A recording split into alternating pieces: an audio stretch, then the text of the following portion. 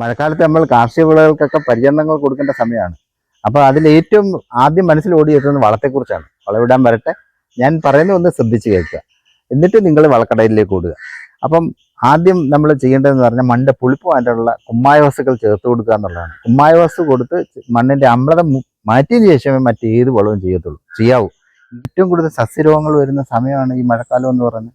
അപ്പം തീർച്ചയായിട്ടും അതിനുള്ള പ്രതിരോധ മാർഗങ്ങൾ നമ്മൾ സ്വീകരിക്കണം. സ്വീകരിച്ചില്ലെങ്കിൽ നമ്മുടെ തെങ്ങിൻ്റെ കൂമ്പ് ചീഞ്ഞു പോവും, അതുപോലെ വാഴ അഴുകിപ്പോവും, അതുപോലെ തന്നെ കമുക് അഴുകി നഷ്ടപ്പെടും.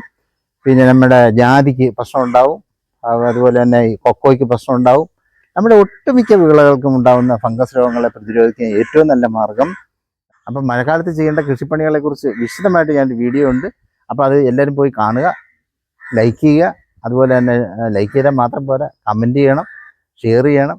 പിന്നെ ഇനിയും സബ്സ്ക്രൈബ് ചെയ്തിട്ടില്ലെങ്കിൽ ഒന്ന് സബ്സ്ക്രൈബ് ചെയ്യണം. നമ്മുടെ ചാനലിൻ്റെ പേര് മീറ്റ് ദ ലെൻസ്, മറക്കരുത്.